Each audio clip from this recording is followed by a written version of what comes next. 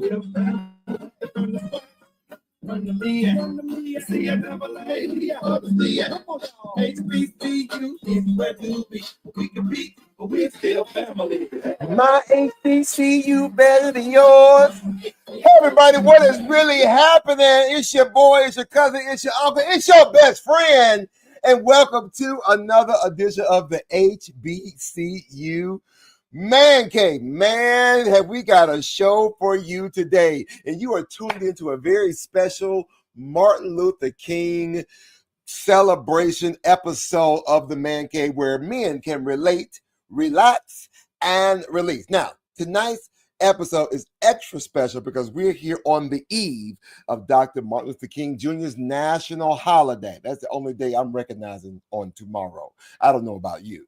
And we're not just reflecting on his legacy, but celebrating those who continue to carry the torch. Now, this episode is all about living the dream and honoring the principles of my dear fraternity brother, Dr. King, who stood for equality, justice, service, and economic empowerment. And as always, I'm joined by my good brother, Kevin Keys the Third.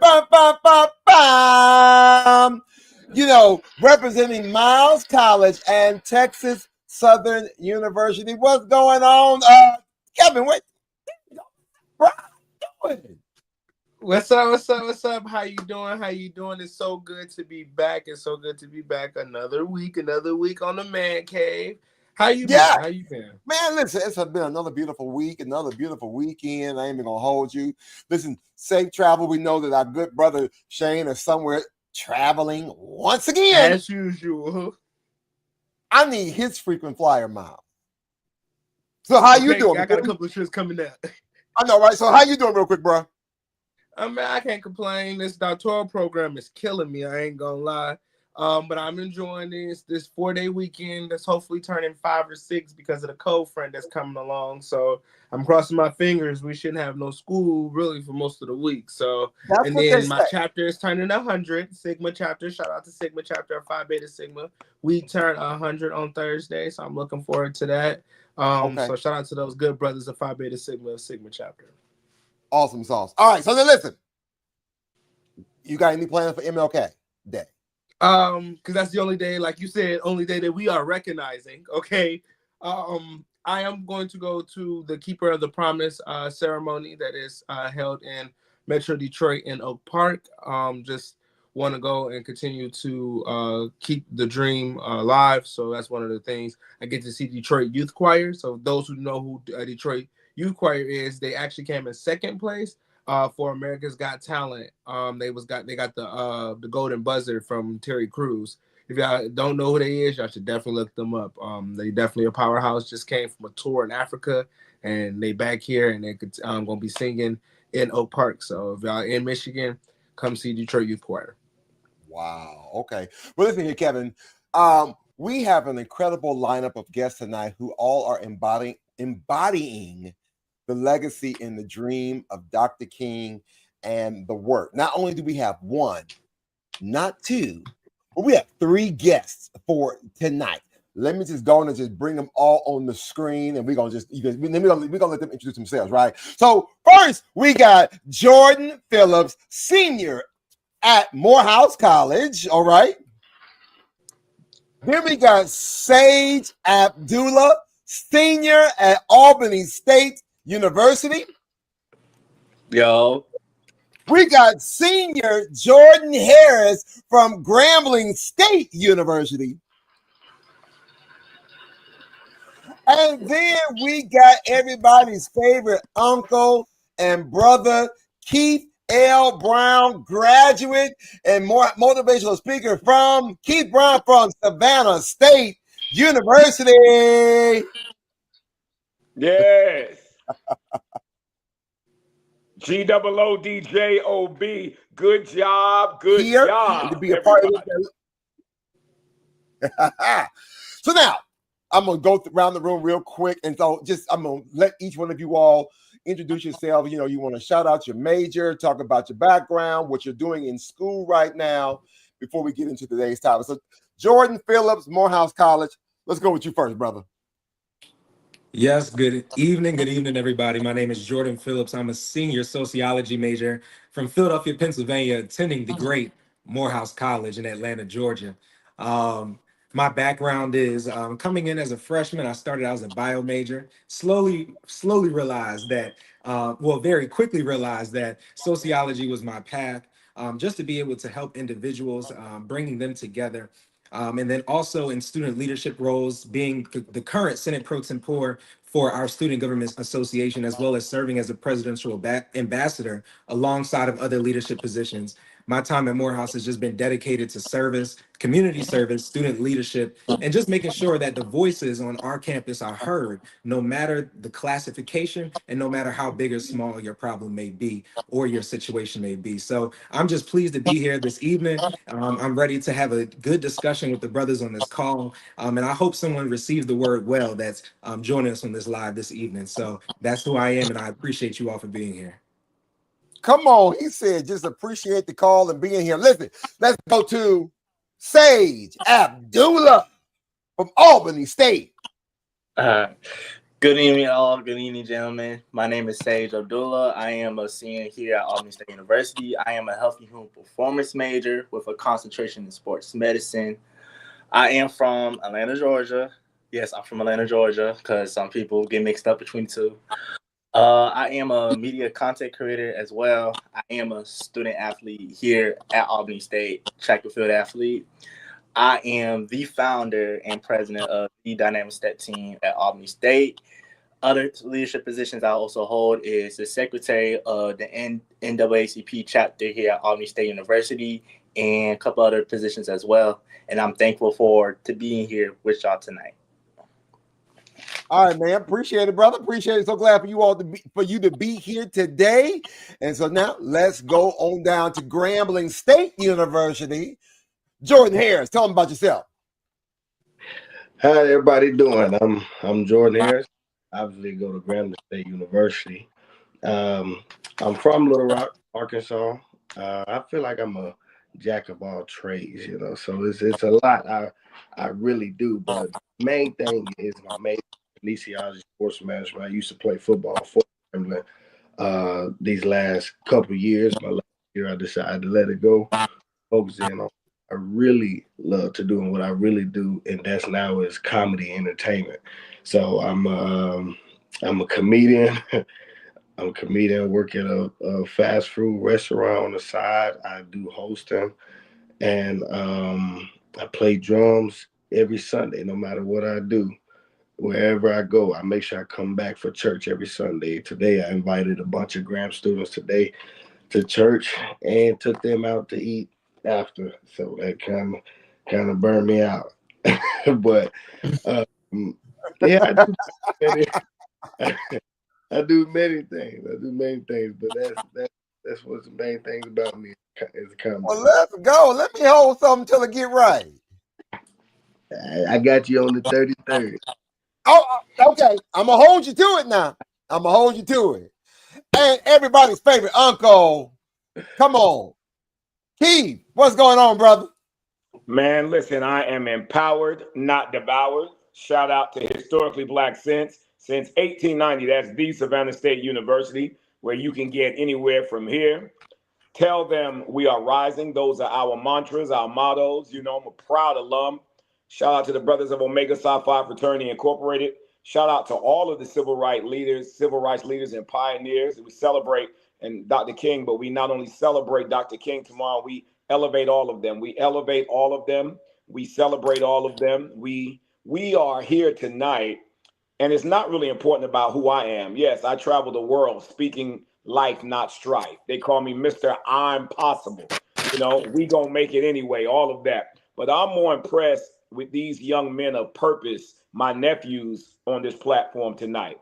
I'm more impressed with all of the prospects, not suspects on this platform tonight.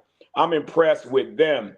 I'm impressed with the Black brilliance, the Black excellence, okay? I'm impressed with all of them from Miles College to Grambling State University to Morehouse College to the Ramily of the Albany State University. So I'm impressed with them. And Brother Brown, I know you know, being Bethune-Cookman University, I know you know we the uncles, but I'm more impressed with my nephews tonight. This is what America needs to see.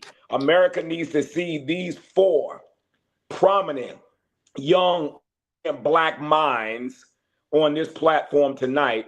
And that lets little black boys know that they can achieve. That lets young men of color know that they can achieve. So shout out to all of you. And then shout out to the My Brother's Keeper program founded by President Barack Obama after the murder of Trayvon Martin, where I'm a coach. So I know a lot of them are tuning in. So I want y'all to look at these young black men and be able to follow their lead. So GOODJOB, good job to everybody on the platform.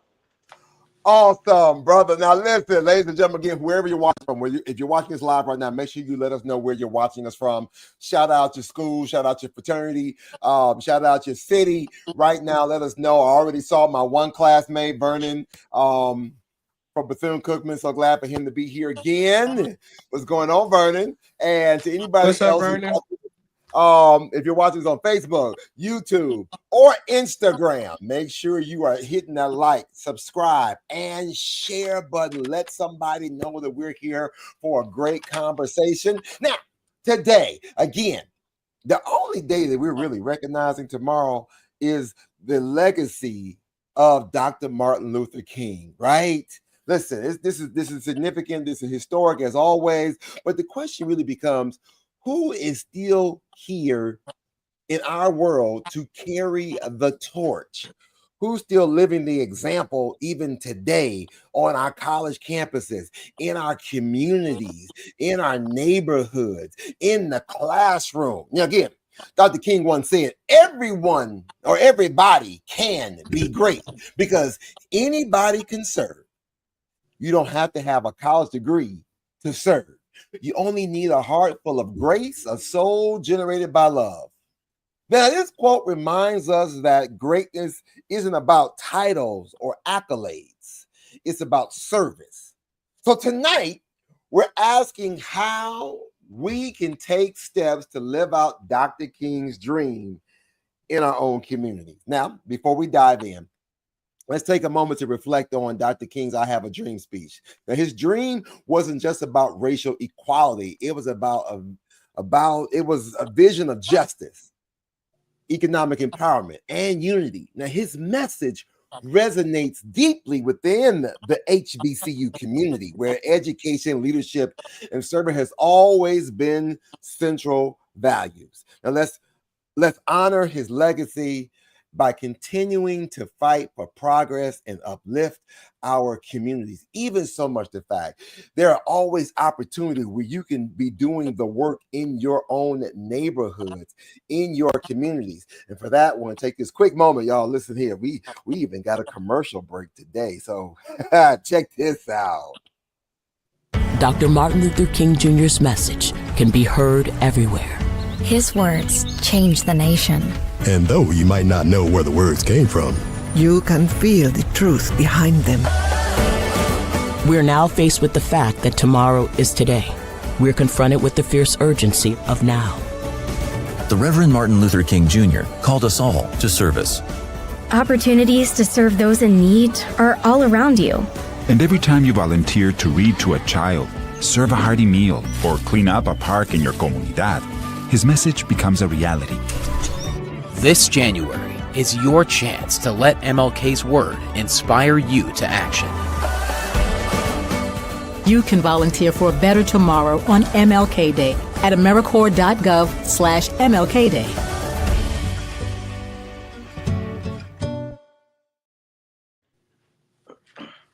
All right. So, gentlemen, give me some quick thoughts. How are you continuing the legacy? How do you in your community continue the legacy? Anybody can jump in. I ain't gonna hold you. I believe that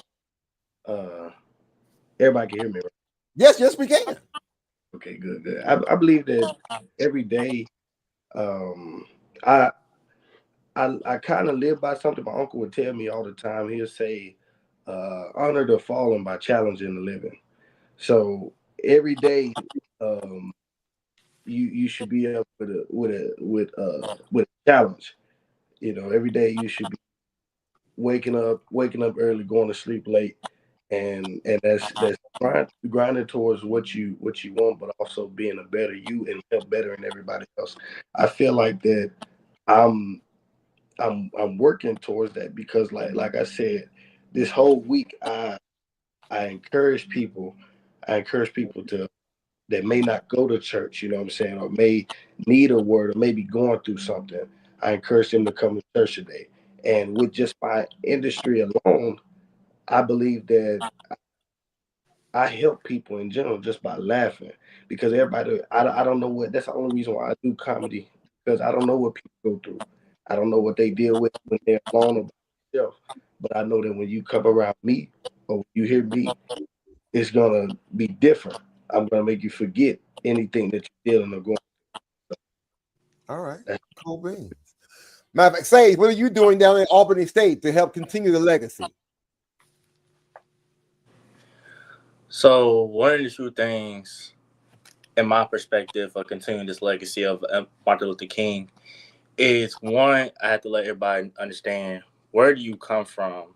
That's the most important thing because coming from a black man who in an environment we don't always know where we come from. So we all have to remember, like, know your roots at the end of the day because this is going to matter the most. So when the next generation comes later down the road, they're going to be asking the same thing. Where I come from, who is Martin Luther King Jr., what do we know about? Especially at an HBCU, it's very crucial that we know our own history because every HBCU has its own history.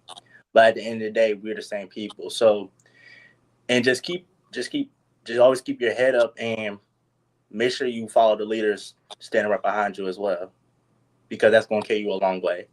That's the best way I can kind of explain it. Okay, I love that.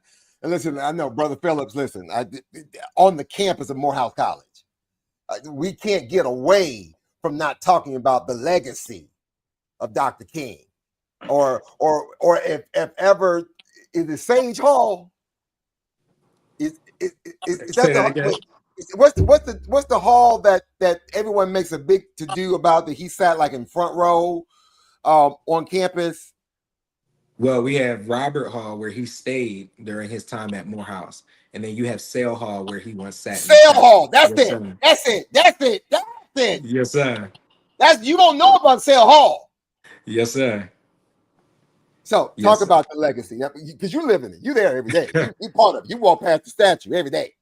Yes, sir. I mean, Dr. King himself said, education is the foundation for the future. And so just taking the steps to pursuing higher education, not just Morehouse, but HBCUs alone, creates the platform for us to continue to bring up our brothers and sisters, as said before me, is that understanding the importance of creating those platforms that amplify these voices, ensuring that those behind us are taking advantage of every opportunity that was created for us, that every day that we're on our individual campuses, that we are doing justice for the work that was done for us to even be able to be in these spaces. And so through even just leadership, that creating initiatives and creating opportunities for students to be able to know more about what's happening on their campus, to being aware to our history, is what we dedicate ourselves to at Morehouse, and what I personally dedicate myself to on Morehouse College. Man, I appreciate you sharing that and that whole idea of walking and living the legacy every step of the way. Now, I'm gonna go into a different question with Keith, because as Keith, you see, I purposely put you and me right here in the middle, but amongst these four young, vibrant Black men. How, Keith, are you telling the story? As I told my church members today, and I was in church, I said, even the smallest thing is if you could just tell the story. Yes. And share with somebody else. Come on. Love that. So and by the way, are we getting some feedback? Just a little. Okay. Dr. King once said, I have a dream that my 4 little children will one day live in a nation where they will not be judged by the color of their skin, but by the content of their character. And in telling the story, Brother Harris, Brother Brown, in telling the story with my 4 nephews here surrounding us, you know, we're in the middle with the wisdom, and they're surrounding us with their innovation, with their impact, with their influence, with their energy. To tell the story is this. Once again, he said, I have a dream that my 4 little children will one day live in a nation where they will not be judged by the color of their skin, but by the content of their character. Most people took that quote to mean that Dr. King said that we should not focus on color. That's not what he was saying. He said that he has a dream they would one day live in a nation where they will not be judged by the color of their skin, but by the content of their character. So I'm saying to these 4 young Black warriors, these 4 young Black kings, don't ever minimize the skin that you're in. Don't ever minimize your heritage. Don't ever minimize your background. See, what we must understand is also, Dr. King said, darkness cannot drive out darkness. Only light can do that. And so when you're on those college campuses, young men of purpose, when you're on those college campuses and you are doing that leadership work, what you're doing is you are actually now transforming the thought process of an America who sees darkness when they see you. See, when you're doing the good work, now they can only see light. When you are leading, now they can only see light.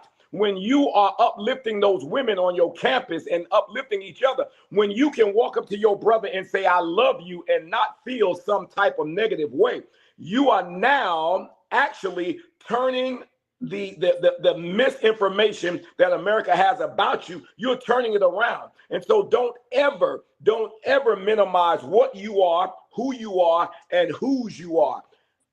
America sees you as darkness in many cases, but you are light. You are light. Many times you are dehumanized. And let me tell a story, Brother Brown. Many times these young Black men are dehumanized because they're told things like real men don't cry. But then my example cried. Jesus wept. Dr. King wept. Malcolm X wept. Marcus Garvey wept. W.B. and Booker T, they wept. Mary McLeod Bethune wept. Okay. Harriet Tubman wept. Fannie Lou Hamer wept. Okay. And so if they wept, then we should be able to weep. And so when you give yourselves permission to cry and you lean on your brother's shoulder and he can lean on yours, then you are driving out darkness because you are light. That's what Dr. King was talking about when he was with Abernathy and he was with Andy Young and Jesse Jackson and they came together. That's what it's about. It's about you not minimizing your Blackness and then being a leader on your campus and in the community. And then you become the light that drives out in the darkness in an America that refuses to see who you are. I say tonight, Dr. King said that you should not be judged by the color of your skin, but by the content of your character. But by all means, don't ever minimize your heritage, because when you do that, as Brother Sage said, my nephew Sage said, when you do that, then when you minimize what you are, who you are, and whose you are, then you become invisible by your own hands. And you don't want to be invisible by your own hands. You understand?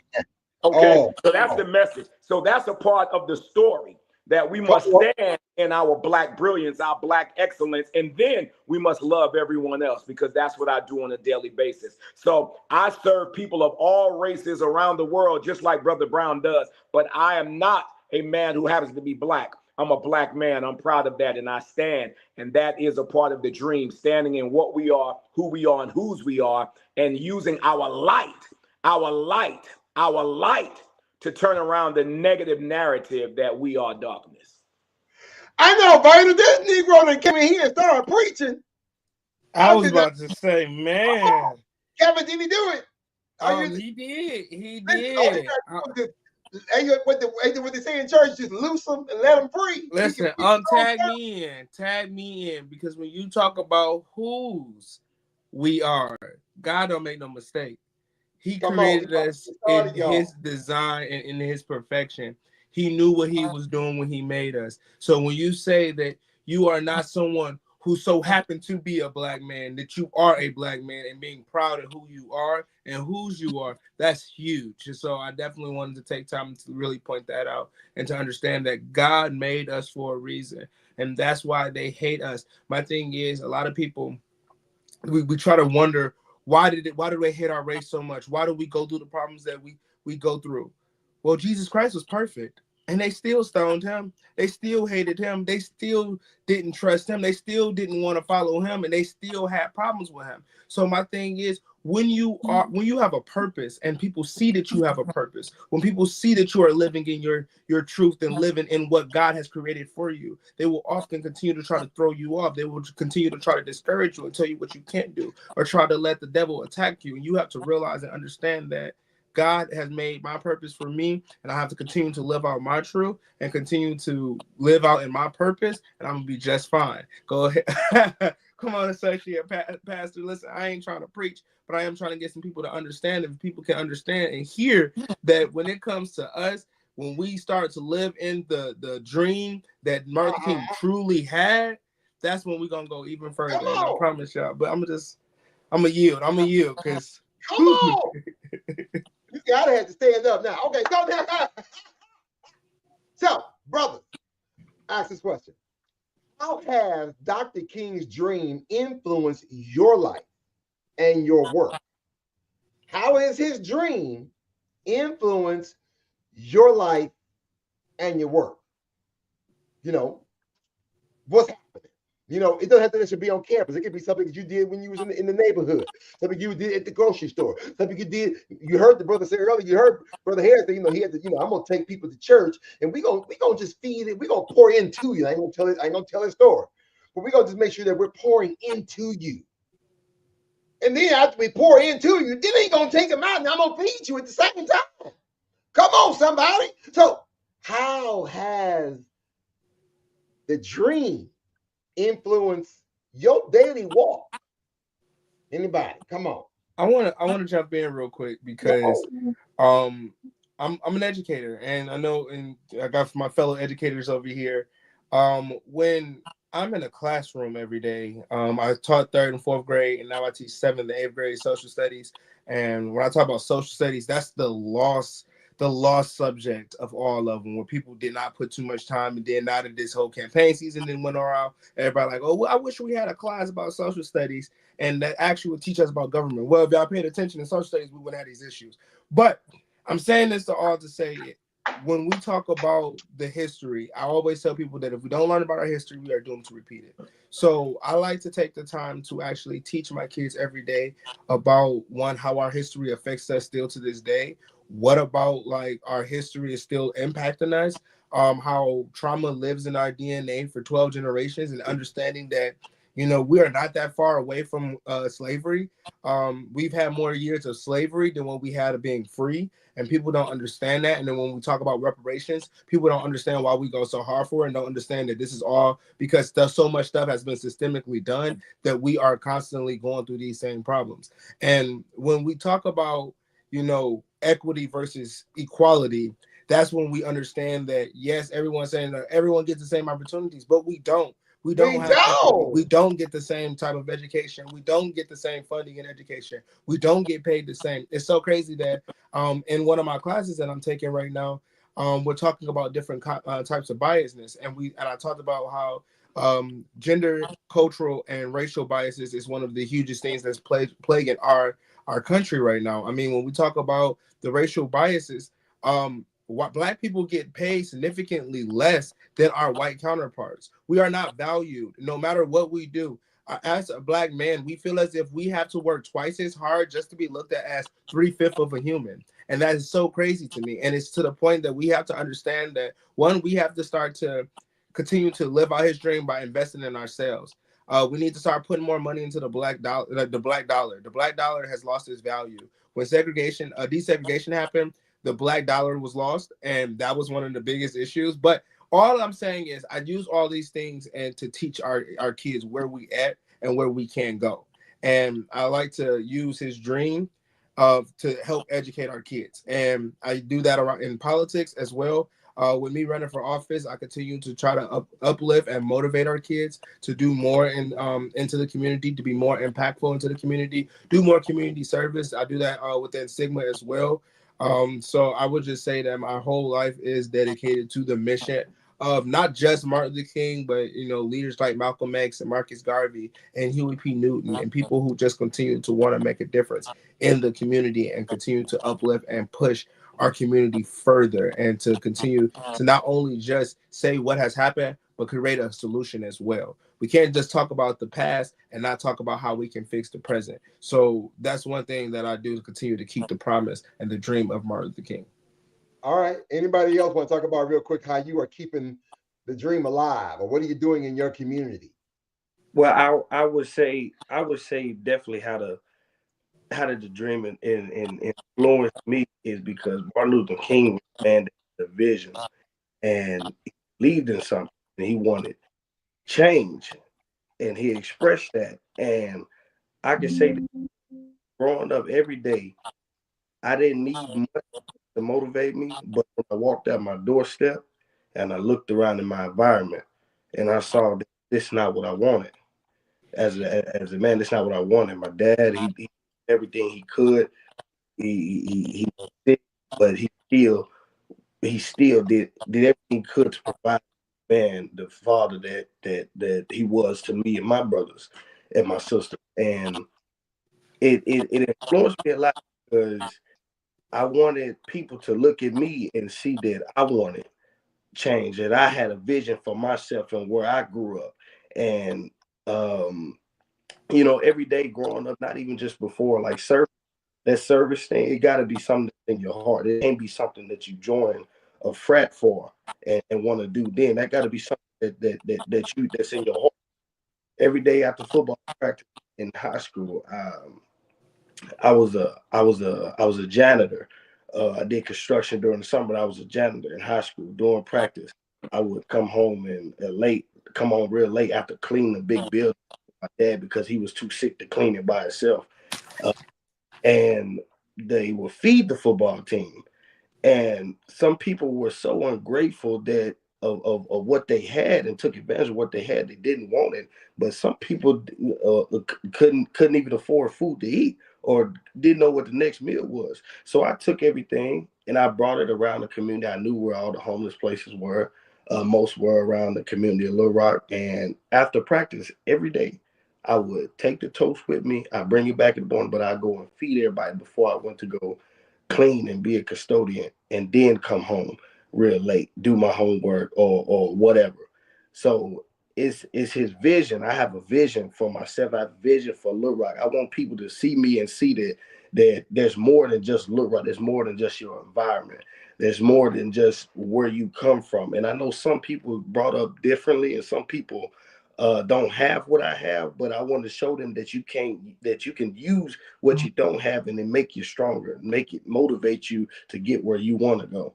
So his vision, his passion for what he wanted, change and what he want done, I feel like I'm doing the same thing. I want people to see me and see, oh, it's more than just Little Rock, Arkansas, East End, South End, North Little Rock, West End. It's more than just that. So that's my fight. Before I have my other three people come on, and if you want to chime in and say something, I want to go back real quick to Kevin. Something you said, and you made me think about this image.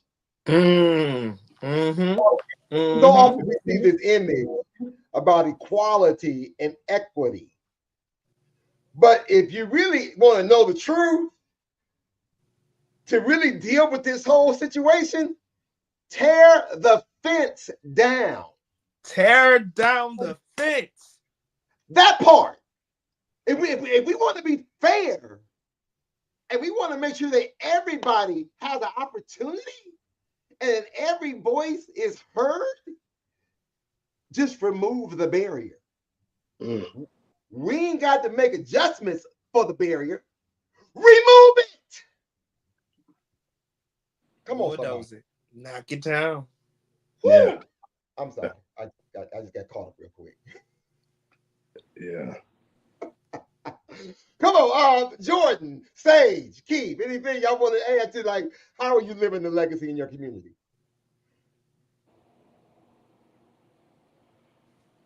He said, hold on. So I think Sage wanted to say something. There you go. I had to think real quick before I speak. All right, so one thing I keep my legacy alive is just that what is my reason why? What is my purpose?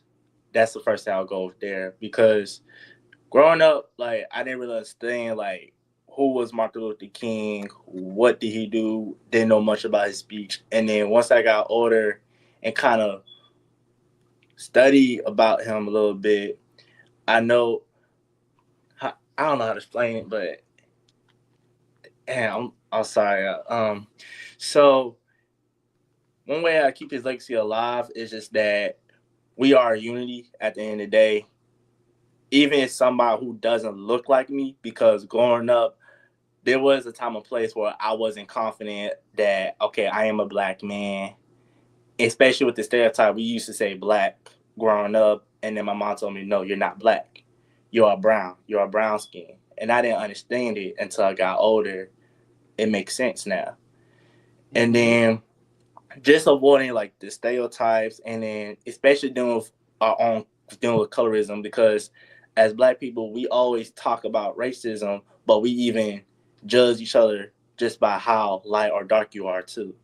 So even with my step team, I always try to represent a unity, because no matter where you come from, what shade of black you are, even if you're not an African American, we still gonna treat you the same no matter what, because respect goes around. You get respected, it's gonna come right back. You get disrespected, it'll come back around too.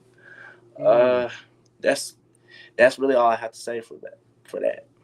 I'm here for it. Listen, I'm gonna shift gears real quick. I want to just before I want for Jordan and for Keith, I want to come with another question for you all to kind of be like, okay, listen, I'm here for all of this energy today.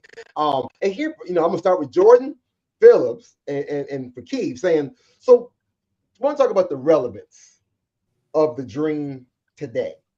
The relevance of the dream today. What aspects of Dr. King's dream do you think are most relevant to today's challenges in the Black community? Now, again, we got a lot we're dealing with, and we talk about systemic inequalities. We talk about the fact that we're trying to foster some type of resilience. We're trying to achieve equity. We are trying to just our voices heard. So again, what aspects of Dr. King's dream do you think are the most relevant to today's challenges in the Black community? I think it's more than fair to start on the point of equality, understanding that right now in these times that we are living in an environment where the color of our skin yet still becomes a barrier for our progressions in the world, and amplifying our own voices, understanding that we still have a charge for not just ourselves, but as a community to continue to fight for our rights, to be able to sit at the same table and make the decisions that affects our daily lives. And so we even look back at legislation that has altered how, or we have revealed how the government feels about women's choice over their bodies. How are we able to sit here and say that we are more than living through the dream, but yet we still face these, I don't want to call them simple, but to us could seem simple, but still we're fighting every day for just to even have a women's rights to choose. On top of that, just even fighting for our own selves to prove that the color of our skin does not dictate our progress and and how high on the chain we should be, or how impactful we can be in a community, but understanding that it should be the words that comes out of our mouths, the actions that we take forth in, and that we live day in day. And I think that we still have a whole bunch of work to do, and that those who sit back and say, well, I'll just let my brothers and sisters, fight that on their own, you're failing us. You're failing yourselves. And that's why it's also so important that we take advantage of this education, this environment, this platform, those who join us, because it's when we have this collective, collective like community of like-minded individuals, we then too become powerful. This is what years and decades back that the other side was scared of, that if we get in one room together, that we understand how powerful our voices are and how big of an impact we can make to ensure that equality is seen through this country, not just by the color of our, again, not just by the color of our skins, but the opportunities that we allow each other to have. And so I again just continue to charge each and every one of us with the power and with the wisdom to not give up.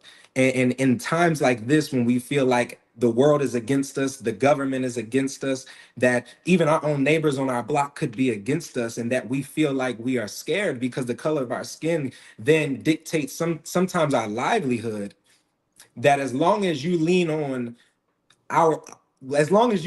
your brothers and sisters, and as long as you understand that you have power, this place that we call home and this safe space that we have, that we will continue to charge forth, and that we can make great change in this world. Awesome. I just want to piggyback real quick off of Come on, because I was coming. I knew I felt it. I'm talking about. I knew you wanted to say something. Let's go. So, first of all, if y'all want to notice two things, first of all, when we talk about race, isn't it crazy that there's two type of people that is scared of our skin color? One is those who have the skin color that are scared of what they will do to us just because of the color of our skin. And then you have them who's scared of us because they think that we are these animals. It's so crazy that how our skin alone can provoke so much fear.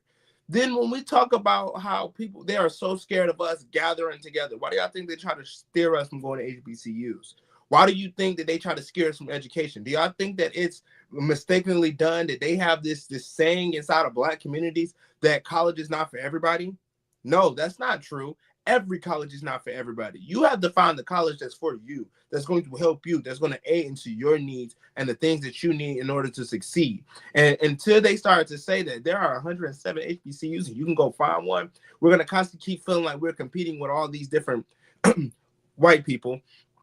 And we're going to constantly keep feeling like we have to go to these schools and fit in and be a certain way. Otherwise, we're not college material, until people are exposed to these historically Black colleges and universities and realize that there are all types of African Americans that are out here actually, with all different types of personalities, all different types of goals, and they all coming together to get an education. At the end of the day, one thing that we have to realize is HBCUs educate the most African Americans in the entire world. So one thing that we have to do is continue to live this dream on and continue to get together. Like you said, when it comes to Black people, they are scared for us to come together. They are scared for us to get together and actually conversate and educate and motivate, because the moment that we get in the room and understand and tap into our power and understand that our voices, the moment that we put our voices together, when our brothers went on to do the March on Washington and they did these protests in Birmingham, they knew that their voices mattered. Just a quick history about Miles, because for those who do not know, I'm only representing Gamma Epsilon because I'm the immediate past regional vice director of the Southern region for Phi Beta Sigma, but I am a Miles alum. And I'm going to give y'all a quick Miles history. A SGA president by the name of Reverend Frank B. Dukes, the late Reverend Frank B. Dukes, he just passed recently.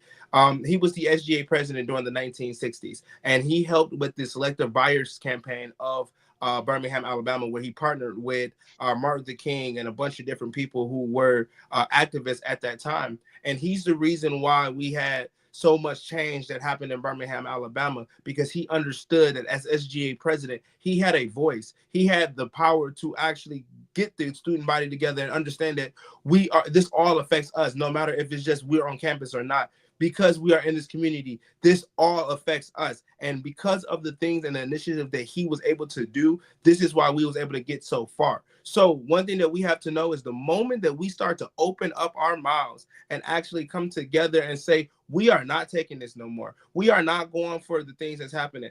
Listen, tomorrow is not a period. It is just a comma. Yes, we have a new president in office, but the moment that we start to continue to speak up and use the powers that we already have, nothing that man can do can sit there and hurt our culture, our people, and our community. So we have to come together and create a plan. People don't realize that people are out here creating Black Wall Street right now, and we're not talking enough about it. Someone has a Black Project 2025 out here that has over 1 million people involved in the makings of it, but yet we are not talking about it enough. There are things out there that are set up to actually help us and continue to motivate us and get us to where we need to go. And we need to come together and we need to sit there and be a unit. And the moment we become a unit, we are going to go so far. Come on now, Keith. I got a different question for you already, because Kevin said something that made me think, oh, okay, let me go to my good brother Keith. So now listen, HBCUs have always been a beacon of progress for our community.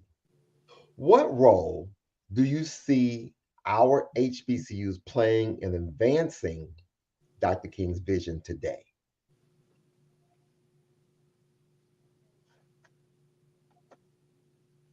Uh-oh, wait a minute, y'all. Muted. Let's get him together real quick, because he about to give us a word. I feel it. About to give us a huge word. Well, first of all, let me start off like this. It is obvious that these young men of excellence on this platform were great before they came to the HBCU, but the HBCU enhanced their greatness. I just want to start right there, that's what HBCUs will do for you. And HBCU will enhance your greatness. What I want to see my HBCUs do is do that unapologetically. Do that unapologetically. And that simply means that we might not have to go to the White House and stand behind a president that does not have our best interests because we're afraid that we won't get federal dollars. But what we must do then, because I'm a former director of external affairs in the Georgia Senate. So, I do politics as well. And what I do know is that HBCUs have been notorious for giving money back to the federal government that we don't use. I'm talking about through the years when I was the SGA president in the 90s at Savannah State College, then college, now university, but from 1989 through 1991, and serving on the Board of Regents. And I remember then and now, okay, there's so many millions of dollars that HBCUs are privy to, and a lot of times we won't even fill out the paperwork to get the funds that we deserve, the resources. So one of the things I want to do is I want our HBCUs to stop being so unapologetic and understanding, go to the alumni, because we got the money. We don't even have to go to the government because we have millions and millions of dollars right amongst our alumni. And I'm a proud life member of the Savannah State University National Alumni Association, who invest every year in my HBCU. So one of the things I want to say to the alumni, let's go ahead and continue to sow and invest in our institutions so that our institutions can be unapologetically Black. Let me say that, Brother Brown. And then I want to say this to Brother Sage. Let me say this, Sage. Don't you apologized earlier because you couldn't get your thoughts together, and you apologize. Let me tell you something. Don't apologize for something that's universally human. That's what Black folk have to stop doing. We have to stop apologizing for those things that are universally human. Sage, you couldn't get your thoughts right in the moment, but 99% of the time, your actions are speaking louder than your thoughts. So I need you to understand, you made a mistake. You shouldn't apologize for a mistake, young, brilliant Black man. Don't apologize for a mistake. See, we don't need to apologize for the mistakes we make that are human. Yes, you couldn't get your thoughts together in the moment, but you are a leader at the Albany State University. You are an innovator who started the STEP team. You've worked in leadership. You are a scholar. You stand forth. You speak up. You speak out. You do the work. So stop apologizing for those things that are human. That's what Dr. King was teaching us when he said, let freedom ring. let freedom ring. Do you understand? We have to let freedom ring. We have to be free to express ourselves. That's what these young brothers have been doing, Brother Brown. And let me say this. I wrote a book called Talk is Expensive. Come on. Talk is expensive. Now, I say talk is expensive, communicating effectively to expand your impact, influence, and income. Let me go back to this, Brother Brown, because while we talk about the dream speech, the I have a dream speech, I want to change the paradigm for a moment. We talk about the I have a dream speech, but the power was in he who delivered the speech. See, we talk about the I have a dream speech, but the power was in he who delivered the speech and how he delivered the speech, because it could have been the same speech and someone else could have delivered it and it didn't move the world. That's what Dr. King did. That's what you young men have done on this platform tonight. So talk is expensive.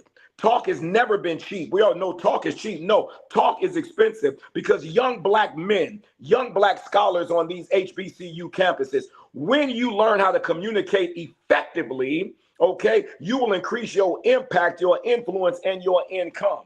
And when you don't know how to communicate effectively, it can hinder your impact, your influence, and your income. So that's why when you go into not a job interview, because job stands for just over broke, HBCUs, we're not preparing you for jobs. We're preparing you for careers. We're preparing you for entrepreneurship and ownership. So that's why when you go into an interview, for example, and we let freedom ring, when you go into the interview, listen to Uncle Keith right now. When we go into that interview and they say, Sage, tell us a little bit about yourself. Jordan, don't tell the company about yourself.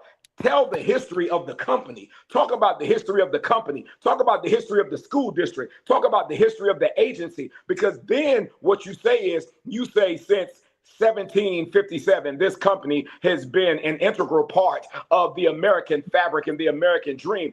That lets them know you did your research.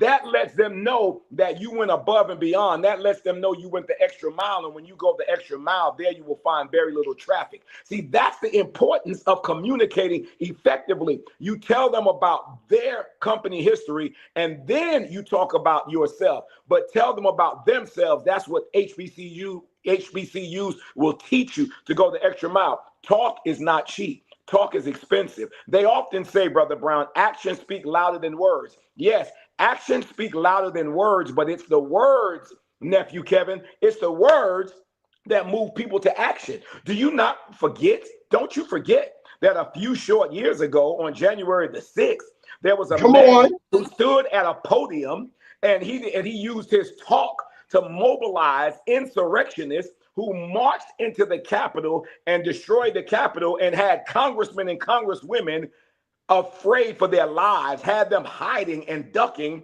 And guess what? He said that these were good people. He understood their plight. And that same man is going to have an inauguration tomorrow. This same felon is going to have an inauguration tomorrow. Now, I don't have a problem with him personally, but it's an oxymoron that we can have MLK Day on the same day that we have an inauguration of a man who speaks violence, not love, a man who speaks darkness and not light. This is the America we live in. So what you must do, young men and women of color on these HBCU campuses, you must be the light to amplify your voice. That's why your voice matters.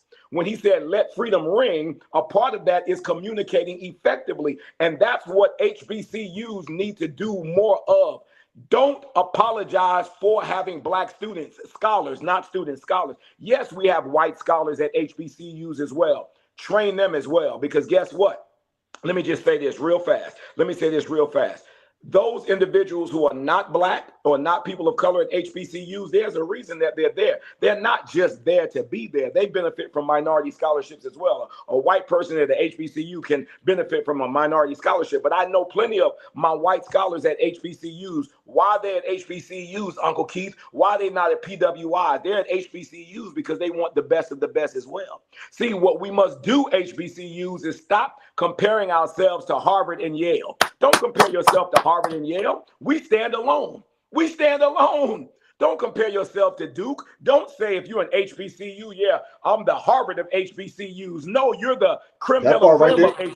HBCUs. Stop saying that. Stop always comparing ourselves to other institutions by saying I'm the this of that, because then that still puts the PWI above you. So that's what we have to stop doing. Understand? So that's what Dr. King was saying when he stood on that platform and said, free at last, thank God Almighty, I'm free at last.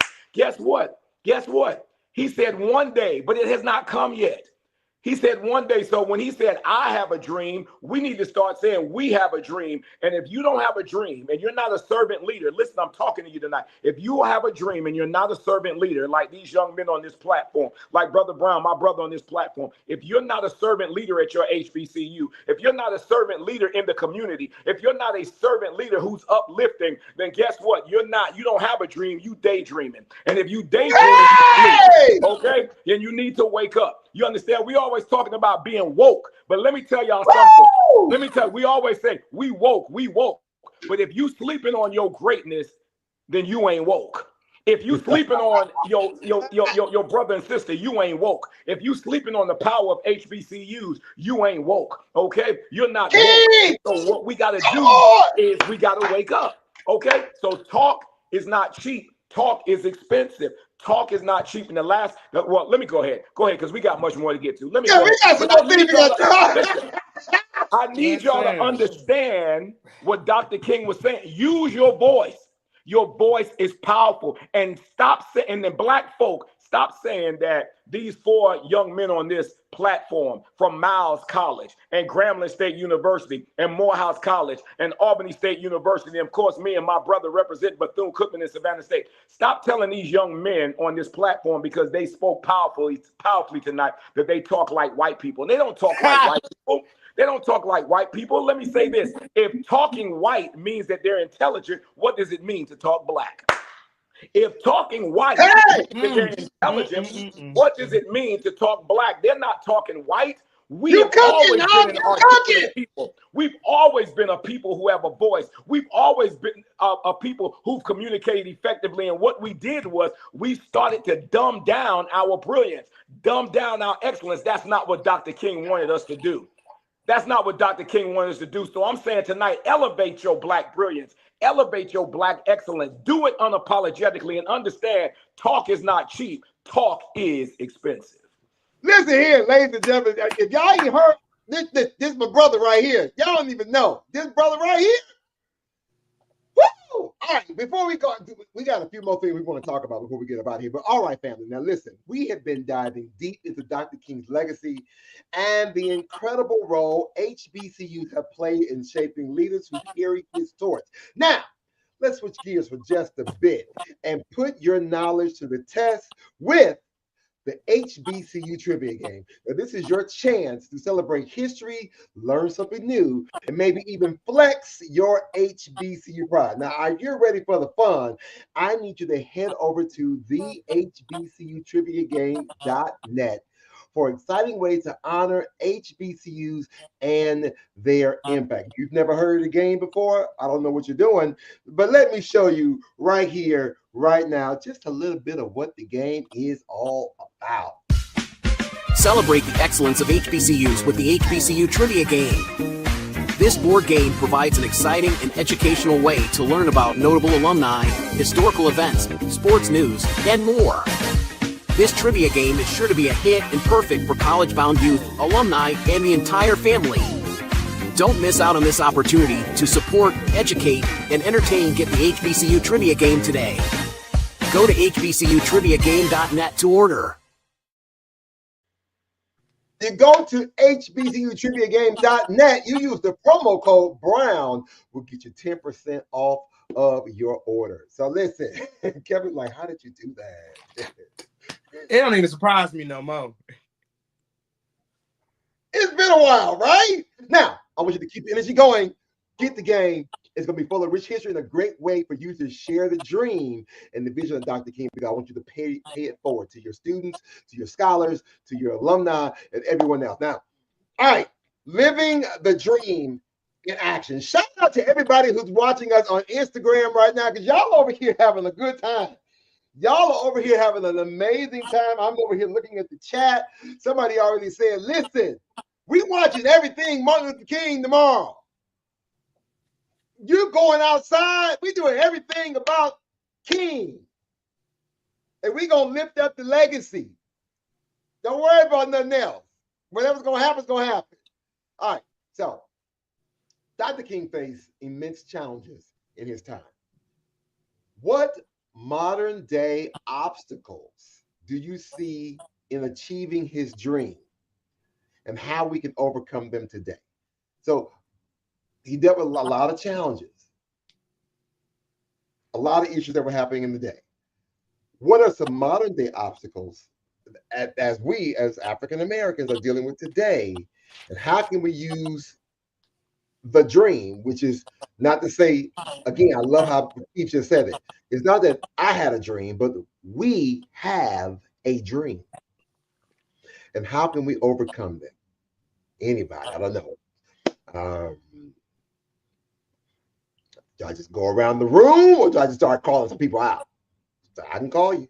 And if anybody in the chat, whether you're watching us on Instagram, Facebook, or YouTube, if you want to be able to chime in and say something, we either read your comment or put your comment on the screen.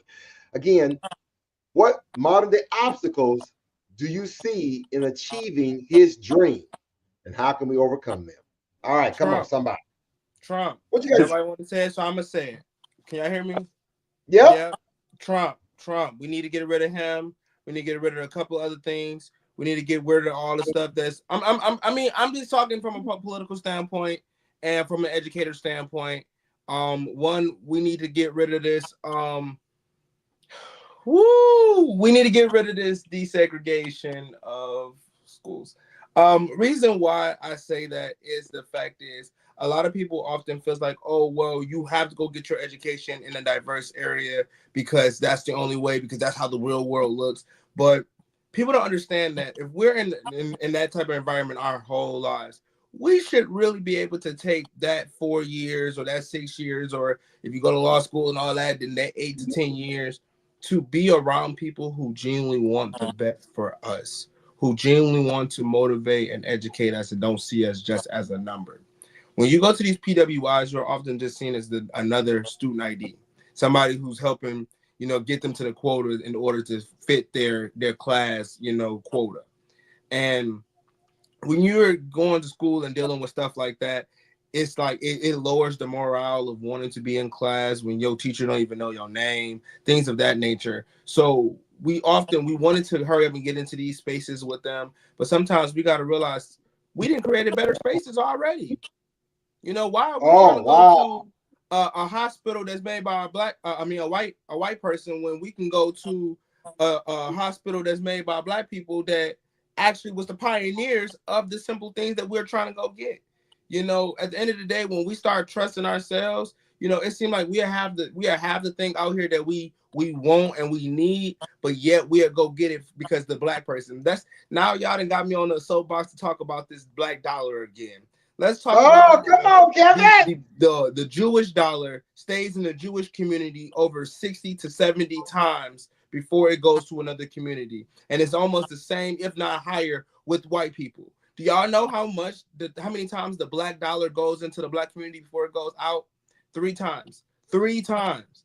That is sad. That means that over 30 times that it goes into other communities than it goes into ours. And that's because we want to go fight to be where they're at. We try to go fight to do the things that they do. We try to go fight to wear the same things that they do. Cadillac was able, the car company of Cadillac was able to literally raise the price just because they knew that they wanted to target black people, because they knew that black people wanted the same luxury and have the same things that white people had. So Kevin, let me just interrupt. Somebody just said on Instagram, first of all, they saying facts on facts, and the white hospitals lie to us anyway. They do. And then that goes into our whole health system. So it's like we've been fighting to go and be everywhere where they are instead of trying to create things for ourselves. Why are we not building hospitals? Why are we not building schools? Why are we not, creating communities and banks to help ourselves, to help put money back into our communities? Because we are so focused and trying to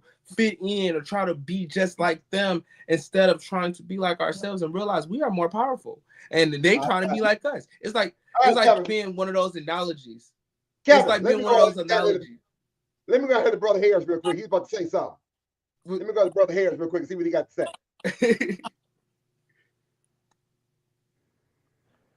No, I was going to say something on the educational standpoint and with the modern day problem, and that is like back at home in my community, and I don't think people understand. No, back then people like Dr. Martin Luther King fought for education. Education was big. Having an education meant something, and I think we take it for granted big. I really do, because you have people like the Little Rock Nine, where I'm from, Central High School, an all-white high school back then. You had the Little Rock Nine who wanted an education. They wanted something. They wanted to get an education from Central High School. And Ernest Green, he's the brother. Shout out to him. Ernest Green was the first Black graduate of that high school. And at his graduation, Martin Luther King actually showed up. And it's people like him that face tough times, that every day walking to school, being spat on, being bullied, being, counted out. Every day he walked to school, every day facing something. Every day he dealt with something. And some of the people in my community today that they take for granted, that they say I don't need it. They say I don't want it. I don't want education. Some people didn't have the opportunity. Some people had to fight every day for this opportunity. And the fact that we can take that for granted, it kind of it or the fact that sometimes we don't care. And I hear about it, like when I go home, I hear about it all the time. I hear about it. So it's something that may not seem an issue in the environment you grew up in, but in mine, it's very much a big problem, the educational standpoint and getting on. Right. Good. Look, I listen, because we didn't spend a good hour, and I'm not saying I want to cut it off. I want to get. I just got 2 or 3 more questions I want to get out here in the atmosphere. And again, whether you all want to answer it, you all can continue this in the conversation in the chat. For those who are watching us on the replay, hit us up on our in our chat, in our Instagram messages. Let us know that you want to continue this conversation. But here's my next question: as we are dreaming forward, because now it's not about I have a dream. I love it. Come on, bro. I love it. We have a dream. So if Dr. King were here today, what advice do you think he'd give to our generation? What's one dream that you have that aligns with his vision? Again, it's a 2-part question. What advice do you think he would give to our generation today? 1, stop putting my picture on party flyers. That ain't got nothing to do with me. I'm sorry. Because I just saw one recently with him and Rosa at some strip club. Yeah. Down there in the ATL. But it had a current date. This wasn't something that got recycled from years ago. This had a 2025 date on it. But I ain't going to go there.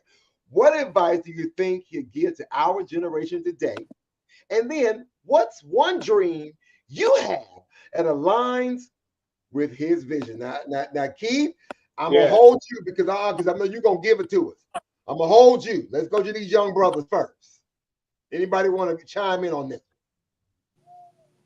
I want to go to Morehouse. We want to go to Albany State. I like to. Grambling. Okay, we going to Grambling with this question, with this answer. I would say, I don't know whether to say that he'll say this or I'll say this, but I feel like he'll say this because a lot of people need to hear it when it comes to keep pushing and keep going. You see, like I said earlier, he had a vision, he had a dream, and he didn't stop. And his vision is still going till this day. So, and a lot of people get discouraged every day when they're dealing with whatever problems that they're dealing with. I would say this, that understand that there's a reason that the windshield is bigger than the rearview mirror, and because life ahead, your vision is when you're driving a car, it's a wide range of it. It's a lot. You got a lot to achieve. You got a lot to do. You got to that's your goals you're trying to accomplish. And the windshield is just for you to glance at the, not dwell on it, but glance at the past and understand where you're going. And thank God that you went through what you went through and continue going forward. Now, you may run into some potholes in your life, but that's when Jesus would take control of the wheel. So I would say that he was motivational like that. I would say that he'll say that. And my dream that I would have that may aligns with Dr. King's dream would be as far as segregation. It may never stop, but my dream for it would be to eventually subside. That we're still living in the time today, so that would be my. I'm gonna go over here to Morehouse College and see what you got, Brother Philip. What you got? Yes, sir. And I think this goes back to reflecting on what we were speaking on before. I think I have to point out the obvious a little bit and address the mental health aspect of this all. Understand that these are the very times that what our leaders, such as Dr. King and those before us, laid the foundation for us, so that way we wouldn't have to face those same hardships. And so I would almost challenge that he might say, though times are still tough, we did a lot of this heavy lifting. So what you're going through now, you're already equipped with the tools to be able to push past it. And I think what we need to do is still continue to encourage one another, because we have a lack of youth to youth connection, empowering one another, and instilling that confidence to make sure that we know that the efforts that are already on our mind, that we are contemplating doing, and what we are already doing is in the right direction and it's in the right step. So as long as we have each other, and as long as we still lean on this community that we've built, and that was all the work that was put into building this, and in a sense of Morehouse brotherhood, but in a sense of the world, brotherhood amongst one another, and as well as a collective African American community, that we still have a charge to lift one another. That we sometimes fall weak when we're by ourselves in those rooms and we're doubting ourselves, because again, we already know that we have it inside of us. Sometimes it takes that little extra push, because the world will tell us that you are less than. The world will tell us that you don't have what we have, and we're going to hold it back from you, so that the efforts that you are already having, trust and believe, you're not making monumental efforts. But we have to remind each other that we're much further than we think we are. We have a lot of work to do, and don't forget that. Don't be lazy and content with where we are now. But again, as my brother once said, there's so much in front of us that we can't get caught glancing in the past, because we look back forward, we might crash and lose sight of the vision. And so, as I'll leave it on that note, I'll leave it there. Did you hear him? Did you? Okay, real quick, before we go to Key, I want to go to one of the brothers in Instagram saying, we really need to change the narrative back to one of unity, because we're no longer a community or movement until a wrong is done to us and seen on social media. This individualistic mind, the real soldiers, I can't get the rest of it. This is individualistic mindset. Someone else, and I lost the rest of it. Learn how to govern actually works, how bills are turned into laws. Learn as much as we can and be ready for opposition, because you are learned and applied now to continue to empower each other. I hope I got all that. That's a lot, bro.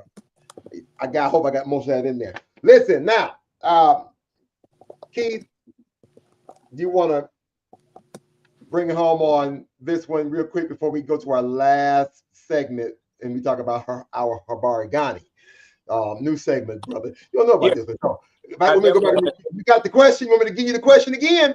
No, you're good, brother. My nephew Sage, I think Sage, you go before me, correct? Oh, okay, yeah, Sage got my bad. Sage, come on, I apologize. Hey, look, You good, brother Brown. That's why we're here for each other, brother. That's why we're here. Look, we're not apologizing for. We're not. You didn't do anything wrong. And what it was is that was my opportunity to lift my brother just like you lift me. And that should be innate. It's already in us. And that's why we need to stop trying to find fault with each other first and uplift each other. This ain't nothing but love. So my nephew, come on, Sage. What you gotta say? So if King was here today, what advice do you think he'll give to our generation? And what's one dream you have that aligns with his vision? I'll put myself in Martin Luther King's shoes right now. If he was still living today, I would be disappointed because we, as a culture, as African Americans, we went through so much. We went through slavery. We went through segregation. We went through a civil war. We went through so much just to a generation right now where we don't even care about our own history. A lot of us don't care about Martin Luther King Jr. And I'm only saying that is because we have I'm trying to combine everybody's answer into one because it all just makes sense. We have all the resources. We have the history we make. We all have the leadership skills. All we got to do is apply it and just use it. No matter what obstacles come through our way, like all we got to do is just keep moving forward because we can't just hold on to grudges that what did this happen? What did this should never happen? All we got to do is keep moving forward because at the end of the day, our voices matter as Black men. Our voices matters as leaders. And if we don't use our voices and use the leaders in this room right now, how are we going to achieve to what Martin Luther King, Malcolm X, and all these other great leaders we have? Because we don't use that. That's a slap in the face to them. Only thing they can say now is, I'm so proud of y'all. I'm proud of y'all for keep moving forward. I love it. Go. I love it. Keep coming. Make sure y'all hit that like. Hit that like button. Hit that subscribe button. Hit that share button because this brother right here, he got to tell y'all something real quick. I believe if Dr. King were here today, he would say what he said years ago. He said, we must accept finite disappointment, but never lose infinite hope. Okay? So, yes, we can be disappointed in the moment, but he would tell all of us, don't lose hope. Don't give up. Press forward. He would say what my grandmother said. When you leave the house, act like you have the sense that you are born with. Dr. King would remind us that we are a great people and all we have to do is walk in that greatness. But he would say, don't lose hope because a hopeless people, once we lose hope, we have nothing. I don't care how much ingenuity we have or innovation. If you lose hope, you have nothing. I believe Dr. King would tell us this as well. We can have all the motivation, the inspiration, the education, but without and the revelation, good church folk, okay, good mosque, church, Kingdom Hall, whatever your faith is. He would say you can have all the restoration, the revelation, the motivation, the education, but if you don't have implementation, you don't have anything. And so I'm encouraging all the listeners tonight that with everything you heard tonight from these brilliant Black men and young Black men, you got motivation, inspiration, education, elevation, revelation. But if there's no implementation, you have nothing. And to implement means to do something. Don't just, because if you don't do something, you just heard us. But if you do something, you're listening. If you leave this tonight, this platform, with everything you've learned, and you don't do anything, you just heard us. But if you do something, then you were listening. And the last thing I want to say is this. I'm holding up a pencil.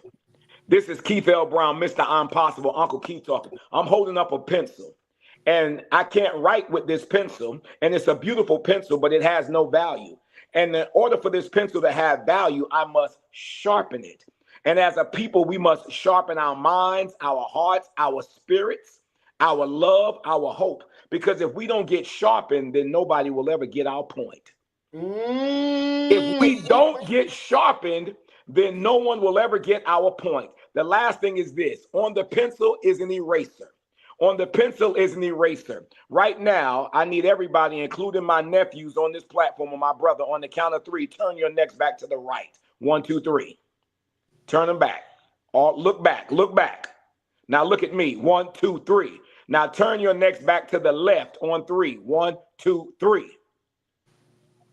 Now on the count of 3, look at me. 1, 2, 3. To all of the listeners who are on this historically black platform, historically black sense, the premier platform for black excellence, black brilliance, everything HBCU that's positive. Guess what? You just looked at me. After you look back, you looked at me. So guess what? Let that be the last time we look back in our past again to put ourselves down. Let that be the last time we look back in our past again to find fault. Let us only look back as a reminder of how far we've come and where we can go. So I say this, stop looking back. And you might say, why, Uncle Keith? Because your memory is a replay of your past, but your imagination is a pre-play of your future. Your memory is a replay of your past, but your imagination is a pre-play of your future. So let's turn the dream into the imagination into the vision, and let us stop living under the world's supervision and let us have a super vision of our own. And then we will be able to say, free at last, free at last. Thank God Almighty. Free at last. Listen, ladies and gentlemen, I'm gonna let these brothers listen. We're gonna go have a drink in a minute because we in the man cave, right? And we're gonna drink. But listen, tonight's discussion has reminded us of the importance of living Dr. King's dream every day, whether it's through service, education, or building economic equity. We all have a role to play in carrying his torch. And you heard my brother just say it so eloquently, do something. Now, before we close, it's time for our Habari Ghani. I need some theme music for that next time. Kevin, we got to find some theme music when I talk about Habari Ghani. I need something lightful, something light, something refreshing. So, Brother Keith, if you don't know, but since we just started this about a week ago, this is our new segment as we close the show out. And it's time for our Habari Ghani, which means, what is the good news? It means Swahili. For those who are watching, you don't know what that means. Habari Ghani means, what is the news or the good news? Okay? So this is a chance for us to celebrate our wins, share our good news, and uplift positive moments. Now, all we're going to do is just say you can share something that's positive that's happening in your community. Maybe that you got something coming up real quick. For my gentlemen who are in school, if you're talking about your graduation date or maybe something you've accomplished, it's the good news that you can be able to brag on right now. Because again, I would like to share, and this is how we're going to do it. As a matter of fact, let me see if I can put this spotlight, if I can create this moment. And this is how we're going to do, boom. All right, Kevin. I ain't gonna go with you, Kevin. Kevin, since you're there, go ahead. What's your Habari Ghani? Now that's insane. But well, I would say some good things that I'm very proud of. I'm through 3 weeks in. I think I'm about to start week 3 now for my doctoral program, and I haven't died. So okay. That's a good thing. Also, again, hopefully, I'm hoping for a 3-day weekend, so that's good. But overall, no, in all seriousness, all jokes aside, I'm seeing a lot of growth in my 7th, 8th graders. When I first got to the school, it's a charter school. One, they so used to a lot of teachers leaving them, so I'm happy that they finally starting to trust me. Not only is they starting to trust me, they're actually trying to learn. They're actually trying to do the work. They're actually trying to be involved in politics and in the community and actually doing community service. So I'm just seeing the growth of my kids. So for those who are watching, because I know my kids are nosy now, so I'm proud of y'all and I'm loving to see the growth in y'all, and I'm here to stay because I genuinely want to see y'all grow. Awesome sauce. Brother Phillips, Morehouse College. What you got? What's your Habari Ghani? Yes, sir. I'm gonna be real brief.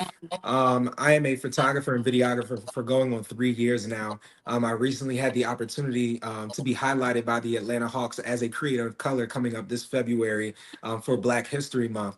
So there will be an amazing opportunity there. I had an opportunity to come to a game, create content, interview fans, and just work alongside of the staff. And so that'll be something that happens later in the month of February. So excited for that. And real fast, just want to highlight my Morehouse brothers who are on the call, but also highlight the good work that we do at Morehouse College. We have an initiative called Get on the Bus, where we target underprivileged and underrepresented public schools in major cities. And what we do, we go there and bridge the gap of mentorship through our programs here at Morehouse. And so we have 2 upcoming trips where we're targeting some big cities. So be on the lookout for the work that we're doing. We have 100 brothers getting ready to fly out across the country. We have 50 brothers getting ready to head up north. And so just your prayers, just your blessings over what we're doing at Morehouse and being able to change and affect this generation for the greater good. So thank you for this moment. Listen, I want to shout out real quick. That Get on the Bus event is amazing. You all came to Cleveland, Ohio several years ago, and I got people still talking about it to this day. Oh yeah, it was hot. It was hot.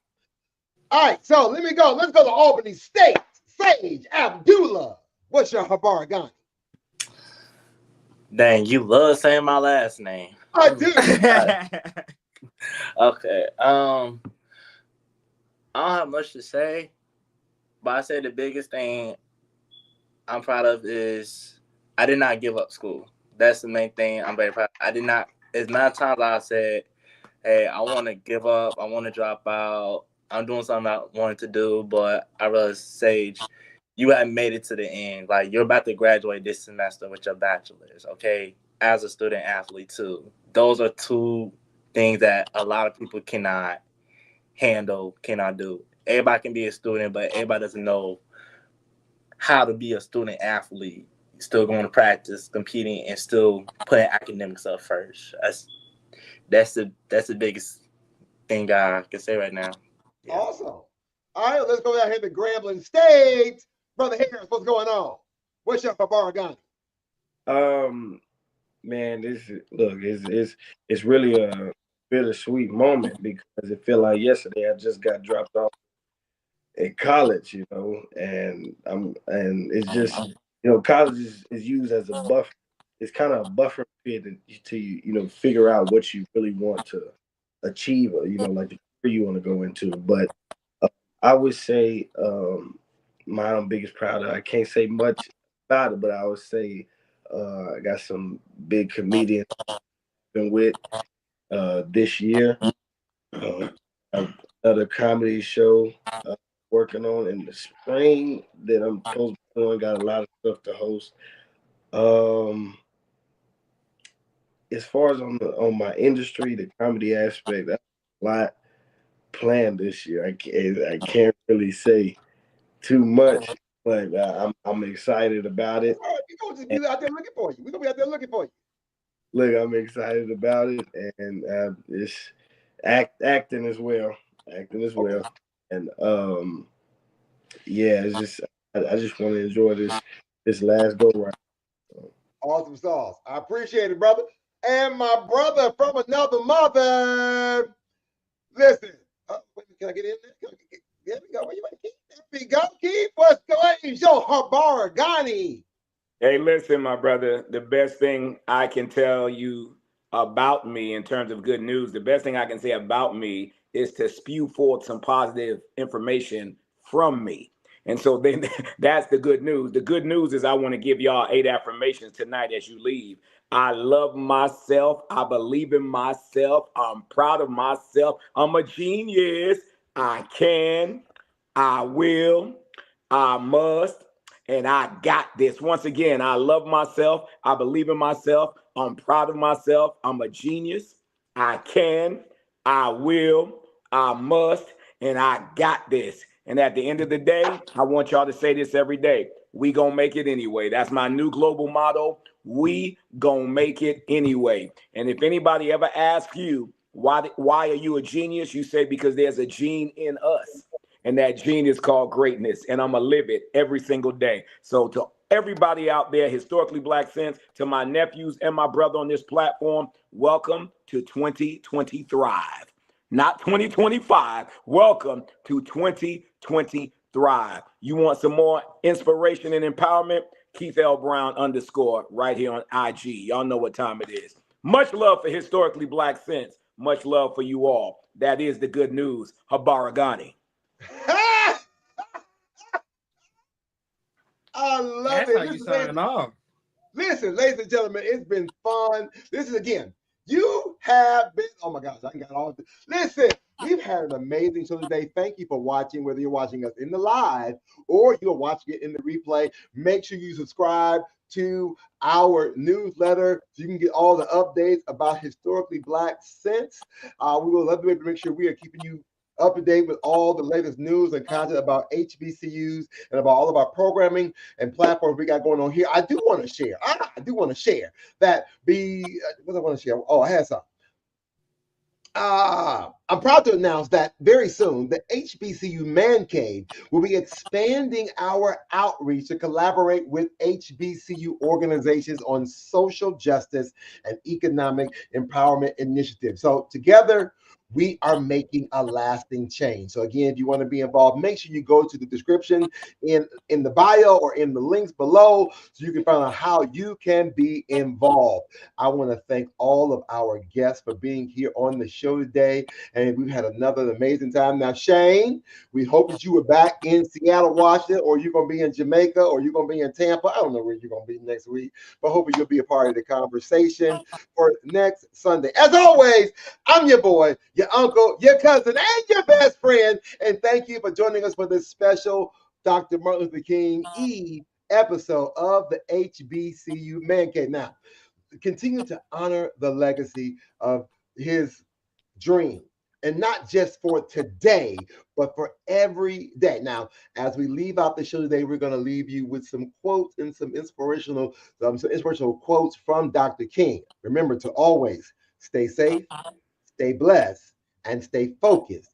And we'll see you next time here in the cave.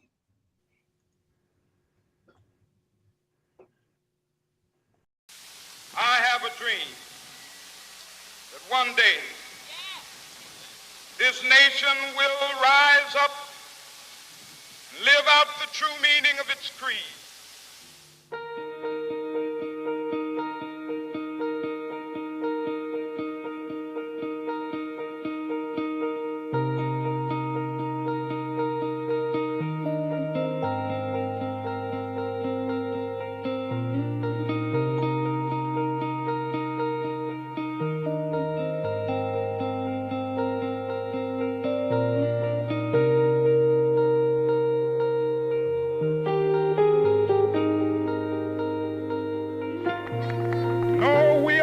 Satisfied, and we will not be satisfied until justice rolls down like waters and righteousness like a mighty stream.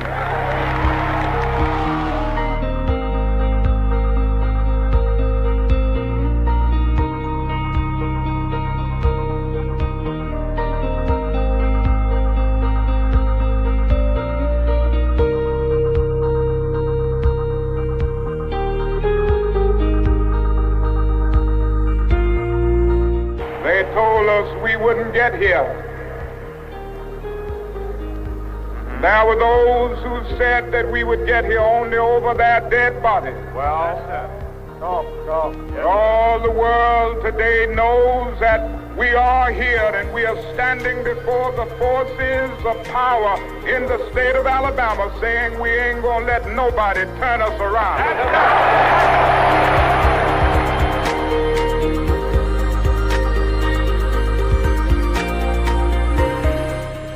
Your lot to be a street sweeper. Set out to sweep streets like Michelangelo painted pictures. If you can't be a pine on the top of the hill, be a scrub in the valley, but be the best little scrub on the side of the reel.